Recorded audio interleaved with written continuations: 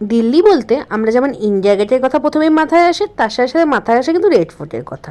তো আজকের ভিডিওটা থাকছে যে আমরা রেড ফোর্টে ঠিক কিভাবে পৌঁছাবো, কতই বা এন্ট্রি ফিস, আর আমরা রেড ফোর্টের লাইট অ্যান্ড সাউন্ড শো ঠিক কোন জায়গা থেকে অফলাইনে টিকিট কাটতে পারবো, তার সম্পূর্ণ ডিটেলস ভিডিও আজকে কিন্তু থাকবে। তো আমি বৈশালী, আশা করছি তোমরা সবাই খুব খুব ভালো আছো। তোমাদের ভালোবাসা আশীর্বাদে আমরাও কিন্তু বেশ ভালো আছি।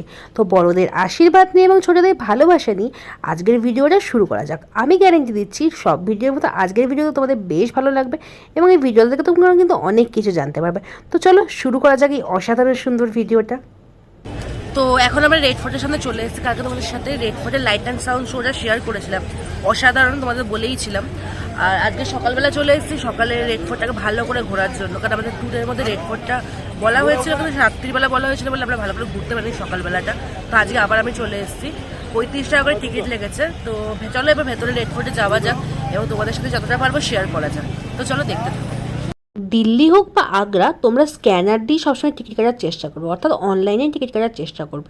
তোমরা অনলাইনে টিকিট কাটলে অফলাইনের থেকে অনেকটা কম, 5 টাকাই হোক বা 15 টাকাই হোক, কম পাবে। তো এটাই তোমাদের সুবিধা। ফোর্টে যেখানে তোমাদের এন্ট্রি গেটে না পাবে, তো সেখান থেকে বলতে গেলে 800 মিটার মতো তোমাকে হেঁটে আসতে হবে। তাছাড়া তোমরা এখান থেকে ই রিক্সা বা টোটো যাই বলো সেটাও পেতে পারো। তো 10 টাকার বিনিময়ে তোমাকে ভেতরে নিয়ে আসবে। তাছাড়া হেঁটে বেশিক্ষণ লাগবে, তোমরা চাইলে হেঁটেও আসতে পারো। তো চলো ভেতরটাকে ঘুরে দেখা যাক। তো রেড ফোর্টে আসার পরই একটা সুন্দর বেশ চারদিকে এই রেড ফোর্টের যে দেওয়ালগুলো সেটা বেশ আমার মন কেড়ে নিচ্ছিল, এতটাই সুন্দর। আর জায়গাটা কিন্তু অনেকটা বড়। তো রেড ফোর্টে আসতে গেলে তোমাদের কিন্তু মাথায় রাখতে হবে হাতে 2 থেকে আড়াই ঘন্টা কিন্তু সময় হাতে নিয়ে আসতে হবে। কারণ আমরা যখন জায়গাটা ঘুরতে এসছি তখন ভালোভাবে ঘুরে আসবো, ঘুরবো নিশ্চয়ই, তাই হাতে সবসময় 2 থেকে আড়াই ঘন্টা বা 3 ঘন্টা যদি রাখো তাহলে খুবই ভালো, খুবই ডিটেলসে ভালোভাবে তোমরা দেখতে পাবে। তাছাড়া ওখানে রেড ফোর্টের ভেতরে গাইড তোমরা অ্যাভেলেবেল পাবে। তোমরা 50 টাকার বিনিময়ে কিন্তু তোমরা ওখান থেকে গাইড নিতে পারো। তো বার্গেনিং আর তোমাদের চার্জেস কিন্তু বারবার বলছি বেশি বলবে, কিন্তু তোমরা বার্গেনিং করেই কিন্তু গাইডটা নেবে। তো গাইডের ব্যাপারে বলা যেতে পারে যে তোমরা যদি চাও তো গাইড নাও নিতে পারো, কারণ ওখানে সব কিছু ডিটেলসে তোমরা কিন্তু দেখতে পাবে। আর তোমরা যদি লাইট অ্যান্ড সাউন্ড শোটা দেখার পর রেড ফোর্ট দেখতে আসো, তাহলে তোমরা ডিটেলসে সব কিছু বুঝতেই পারবে, তোমাদের আলাদা করে গাইডের খরচা করতেই হবে না। কারণ আমরা লাইট অ্যান্ড সাউন্ড শোটা তো ডিটেলসে বুঝতে পেরেছিলাম কোন জায়গায় কী জায়গা বলে, আর সব কিছু তো লেখাই আছে। তো তোমরা যখন লাইট অ্যান্ড সাউন্ড শো দেখবে তখন তুমি জায়গাটার নামও দেখতে পারবে এবং জায়গাটা কী জায়গা, হিস্ট্রিটা সব কিছুই কিন্তু তোমরা ওই লাইট অ্যান্ড সাউন্ড শো থেকে জানতেও পেরে যাবে। তো এটা হলো রেড ফোর্টের মেন এন্ট্রেন্স। তো এটা দিয়ে ভেতরে ঢুকবো। ভেতরে ঢোকার পর আমি আগের দিনও তোমাদের বলেছিলাম যেখানে কিন্তু শপিং করার খুব ভালো জায়গা আছে। রেড ফোর্টে ঢোকার পরই তোমরা এই ম্যাপটা পেয়ে যাবে। এই ম্যাপে তোমরা সব কিছু জানতে পারবে যে কী কী দেখার মতো আছে এবং ডিটেলসে জানতে পারবে যে কীভাবে কোথায় যাবো। তো একটা ছবি তুলে নেবে, ছবি তুলে নেওয়ার পর সেটা ফলো করে করে যাবে, তাহলে তোমাদের কাছে অনেকটাই সুবিধা হবে। যদি তোমরা গাইড না বুক করো, গাইড বুক করলে তো অসুবিধা নেই, বাট গাইড না বুক করলে তোমরা এইভাবে যেতে পারো, খুবই ইজি যেতে পারবে। তো এটা হলো নৌবতখানা, মানে আমরা যে রেড ফোর্টে ঢুকলাম, ঢোকার পর এটা হচ্ছে মেন এন্ট্রি, মানে যেটাতে হচ্ছে প্রবেশের পথ, প্রবেশদ্বার বা বেরোনোর পথ। এটাই হচ্ছে সেই যে তোমরা হোলটা দেখতে পাচ্ছ যে গেটটা রয়েছে, সেই গেটটা। তো তোমাদের কাছ থেকে আরও সুন্দর করে দেখাচ্ছি। তো পুরোটাই হচ্ছে পাথর দিয়ে তৈরি, খুবই সুন্দর। তো এখান থেকেই প্রথম আমাদের রেড ফোর্টের লাইট অ্যান্ড সাউন্ড শোটা কিন্তু হয়েছিল। তো চলো এবার নেক্সট জিনিসটা দেখা যাক। তো এটা হলো খাসমহল। তো চলো খাসমহল দেখতে দেখতে আমি তোমাদের ডিটেলস জানিয়ে দিই যে আমরা রেড ফোর্টে আসতে আমাদের কেমন কী খরচা পড়েছিল। তো রেড ফোর্টে আমরা ছিলাম হচ্ছে একদম স্টেশনের কাছে একটা হোটেল, তোমাদের সাথে শেয়ার করেছিলাম, সেই হোটেলেই ছিলাম। তো সেখান থেকে অন স্পট আমরা কিন্তু টোটো বুক করে নিয়েছিলাম। তো সেখান থেকে টোটো বুক করে আমরা এসেছিলাম। পার হেড 25 টাকা করে নিয়েছিল, যাবার সময়ও তাই নিয়েছিল, আসার সময়ও তাই নিয়েছিল।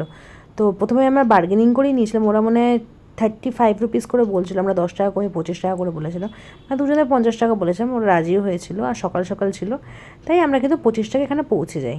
এবার চলো তোমাদের সাথে শেয়ার করা যাক হচ্ছে হামাম। তো হামাম মানে হচ্ছে চান করার জায়গা, যেখানে ওরা চান করতো সেই জায়গাটাকে হামাম বলে, আমরা যেমন বাথরুম বলি, তো এটাই হচ্ছে হামাম। খুব সুন্দরভাবে, তো অনেকে দেখছি উকি মেরে মেরে দেখছে, এটা ভেতরে অংশ। রেড ফোর্টটা দেখার আগে তোমরা যদি লাইট অ্যান্ড সাউন্ড শোটা দেখে নাও, তাহলে তোমরা কিন্তু আরও স্পষ্ট বুঝতে পারো, কারণ তোমরা আগের দিনেই শুনেছো কোনটায় কী বলে, তারপর মানে ডিটেলসে জেনেছো যে কোথায় কী ছিল।